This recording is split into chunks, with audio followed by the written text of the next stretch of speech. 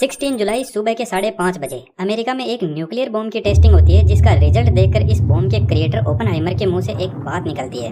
Now I am become death, the destroyer of worlds. और यह बात सच भी हो जाती है। इस बॉम्ब की टेस्टिंग के 20 दिन बाद 6 अगस्त 1945 को अमेरिका जापान के हिरोशिमा पर सुबह 8:15 बजे लिटिल बॉय बॉम्ब को गिरा देता है, जो लगभग 70,000 लोगों की इंस्टेंटली जान ले लेता है और इतने ही लोगों की जान अगले 2 महीने में और ले लेता है। और इसके बाद में हम चांद और मंगल पर लाइफ ढूंढ रहे हैं। ओपनहाइमर ने 2 बॉम्ब बनाए, फेटमैन और लिटिल बॉय। लिटिल बॉय में एज ए एक्सप्लोजिव यूरेनियम को काम में लिया गया और फेटमैन में प्लूटोनियम को। प्लूटोनियम और यूरेनियम दोनों ही रेडियो एक्टिव मटेरियल है, लेकिन यहाँ पर यूरेनियम के आइसोटोप्स U-35 को काम में लिया गया और प्लूटोनियम के आइसोटोप्स P-239 को, क्योंकि सिर्फ इन्हीं आइसोटोप के अंदर न्यूक्लियर फिजन की प्रोसेस हो सकती है और इसमें न्यूट्रॉन्स की अवेलेबिलिटी भी ज्यादा होती है, जो अभी आपको थोड़ा आगे समझ में आ जाएगा। लेकिन आज की नई टेक्नोलॉजी में इंटरेस्टिंग बात है कि 1945 में लिटिल बॉय बॉम्ब में 64 kg एनरिच्ड यूरेनियम को काम में लिया गया, जो 15,000 टन TNT जितनी एनर्जी प्रोड्यूस करता है। लेकिन आज का 1 kg यूरेनियम 20,000 टन TNT जितनी एनर्जी प्रोड्यूस कर सकता है, जो 80 गुना ज्यादा पावरफुल है 1945 के बॉम्ब से। तो आज का न्यूक्लियर बॉम्ब साइज में भी छोटा है और पावर में भी बहुत ज्यादा है। एक्सप्लोजिव मटेरियल आज भी प्लूटोनियम और यूरेनियम ही है, लेकिन यह ज्यादा प्योर फॉर्म में है। यदि यूरेनियम की पावर को हम आसान भाषा में समझे तो थर्मल पावर प्लांट में कोयले से इलेक्ट्रिसिटी बनाई जाती है और न्यूक्लियर पावर प्लांट में यूरेनियम को यूज में लिया जाता है। तो वहाँ पर 1 kg यूरेनियम 27 लाख kg कोयले के बराबर होता है। यूरेनियम का एटॉमिक वेट ज्यादा होता है, तो इसको न्यूक्लियर फिजन की प्रोसेस से छोटे एटम्स में तोड़ा जाता है और जब यह यूरेनियम ब्रेक डाउन होता है तो इससे बहुत ज्यादा एनर्जी निकलती है। जैसे अपन यहाँ पे समझते हैं यह कोई यूरेनियम का एटम है। अब यह एटम नॉर्मल कंडीशन के अंदर स्टेबल रहता है, लेकिन हमें तो इसको अनस्टेबल करना है ताकि अपनी एनर्जी को यह रिलीज कर सके। इसलिए हम एक न्यूट्रॉन इसमें ऐड कर देते हैं। जैसे ही हम इसमें न्यूट्रॉन ऐड करते हैं तो यह अनस्टेबल हो जाता है और यह 2 एटम के अंदर टूट जाता है। अब इस ब्रेकडाउन से 3 न्यूट्रॉन और जबरदस्त एनर्जी निकलती है। अब इस न्यूट्रॉन के पास में बहुत ज्यादा एनर्जी होती है और इसकी ट्रेवलिंग स्पीड भी इतनी ज्यादा होती है कि यह लाइट की स्पीड का 30% स्पीड से ट्रेवल करते हैं। तो यह तीनों न्यूट्रॉन आगे और न्यूट्रॉन के एटम से टकराते हैं और उनको तोड़ते हैं और फिर उनसे न्यूट्रॉन और एनर्जी निकलती है और फिर वह और आगे यूरेनियम के एटम को तोड़ते हैं। इस टाइप से एक लंबी अनकंट्रोल्ड चेन रिएक्शन चलती है जब तक पूरे यूरेनियम के एटम से एनर्जी ना निकल जाए।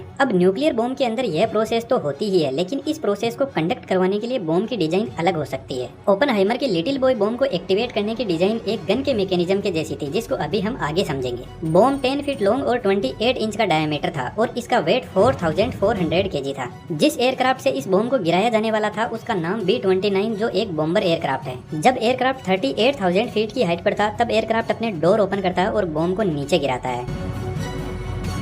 यहाँ से बॉम्ब का काम शुरू होता है। इसके पीछे की तरफ फिन्स लगे हैं जो अब इसको हवा में बैलेंस करने के काम आएंगे। बॉम्ब गिरते ही इसमें 24 वोल्ट की बैटरी होती है, जो टाइमर और बॉम्ब में लगे सेंसर को एक्टिवेट कर देता है। बैरोमीटर सेंसर कंटिन्यूअसली ग्राउंड से हाइट को चेक करता रहता है और साथ में बॉम्ब की बॉडी पर लगे रडार सेंसर भी एक्टिवेट हो जाते हैं। जब बॉम्ब हिरोशिमा के ग्राउंड से 1900 फीट के ऊपर था तब फायरिंग स्विच को एक्टिवेट किया गया। यह स्विच इग्नाइटर को ऑन करता है, जो स्पार्क जनरेट करता है और इस स्पार्क के सामने कोरोडाइट पाउडर से भरे हुए सिल्क के सिलेंड्रिकल बैग होते हैं। कोरोडाइट एक स्मोकलेस प्रोपेलेंट होता है जिसमें स्पार्क से एक एक्सप्लोजन होता है। इस एक्सप्लोजन के आगे टंगस्टन कार्बाइड डिस्क लगी रहती है, जिस पर इस एक्सप्लोजन का जबरदस्त फोर्स आता है और इस डिस्क के आगे एनरिच्ड यूरेनियम 235 की सब क्रिटिकल मास वैल्यू रखी जाती है, जो बीच में से खाली रिंग जैसी होती है, जिसका वजन 38.4 kg है। अब एक्सप्लोजन से टंगस्टन कार्बाइड डिस्क 300 मीटर पर सेकंड की स्पीड में यूरेनियम को लेकर आगे बढ़ती है और फ्रंट साइड में एनरिच्ड यूरेनियम 235 को ही सिलेंड्रिकल फॉर्म में सुपर क्रिटिकल वैल्यू रखी जाती है, जिसका वेट 25.6 kg है, जो एक्सप्लोजन के लिए तैयार बैठा है। यहाँ पर एनरिच्ड यूरेनियम की सुपर क्रिटिकल और सब क्रिटिकल मास वैल्यू को रखा जाता है, जिससे क्रिटिकल मास को अचीव किया जाता है और क्रिटिकल मास वह वैल्यू है जिस पर यूरेनियम फिजनेबल बनता है। अदरवाइज न्यूक्लियर फिजन की प्रोसेस इसमें शुरू ही नहीं होगी। तो जैसे ही यूरेनियम की रिंग स्पीड में आकर इस सिलेंडर में फिट होती है तो पीछे की तरफ इनिशिएटर लगे रहते हैं, जो न्यूट्रॉन्स को इंजेक्ट करना शुरू कर देंगे, जिससे न्यूक्लियर फिजन की प्रोसेस शुरू हो जाएगी।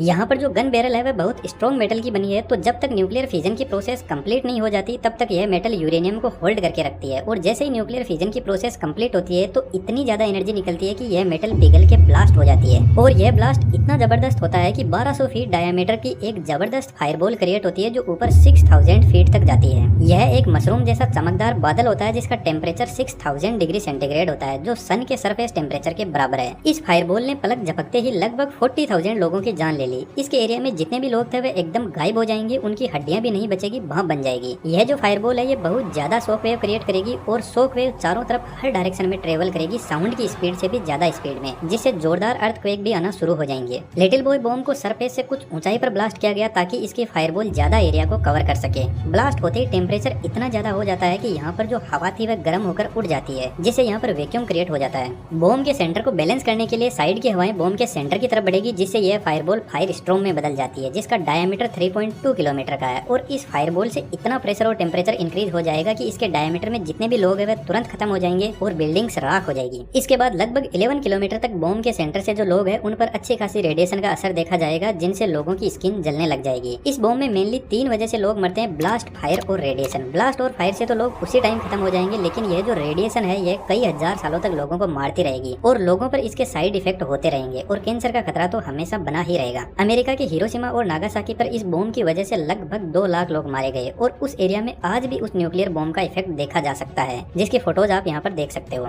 ओपनहाइमर को अपने इस आविष्कार को लेकर बहुत रिग्रेट था और उन्होंने इस न्यूक्लियर बॉम्ब पर बैन लगाने के लिए बहुत कोशिश की, लेकिन वह कर नहीं पाए। अब आप ही बताओ ओपनहाइमर हीरो है या villain? 1 kilo uranium price $7 million का है, फिर भी हमारी अर्थ पर 12,500 न्यूक्लियर बॉम्ब अवेलेबल है। आज 10 से भी ज्यादा कंट्री के पास में न्यूक्लियर बॉम्ब है। पिछले 80 सालों में से किसी भी न्यूक्लियर बॉम्ब का यूज नहीं हुआ, लेकिन फिर भी हम इंसान एक हाथ में पेट्रोल और एक हाथ में जलती हुई माचिस लेकर